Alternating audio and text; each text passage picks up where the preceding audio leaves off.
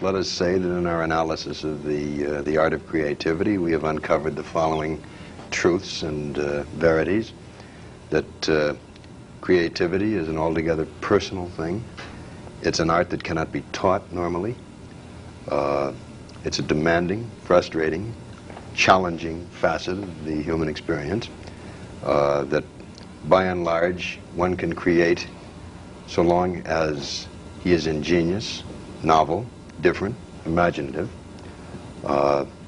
as opposed to the more sedentary and staid professions in which the use of the imagination is not paramount.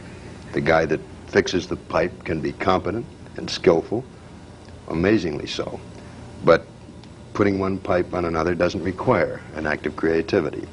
I think these are the truths that we seem to have touched upon. Does anybody have anything to say, sort of en passant here, in passing?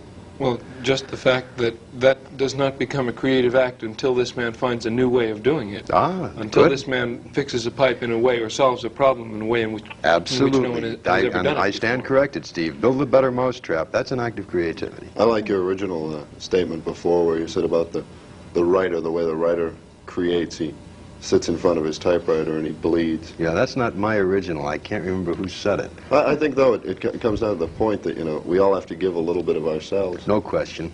Like a writer writes, and we've been talking about it for a while now and have examined some of the problems, but finally he doesn't talk about or worry about, I don't think, if he's going to be a writer. The mechanics, he writes. To find yourself your own separate I don't piece. think he's going to be able to write with bare feet after stamping in the, in the grape vat necessarily.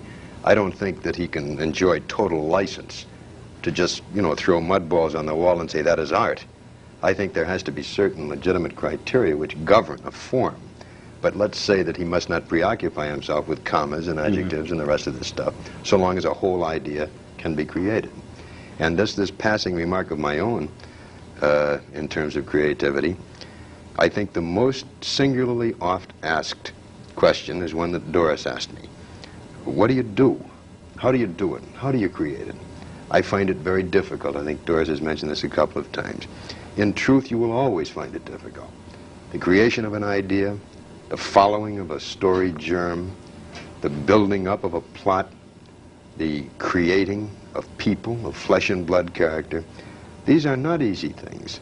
They're extremely difficult, but conversely, don't be put off by the fact that this month you can't do it and next month is maybe even harder.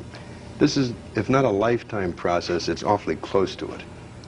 The writer broadens, becomes deeper, becomes more observant, becomes more tempered, becomes much wiser over a period of time passing. It is not something that is injected into him by a needle. It is not something that comes on a wave of flashing explosive light one night and say, huzzah, eureka, I've got it, and then proceeds to write the great American novel in 11 days.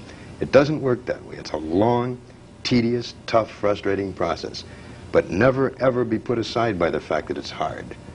If it weren't hard, everybody would be a writer, and we'd have nothing but books. Slovenly, grubby, filthy, heavy, gudgy books weighting our world down.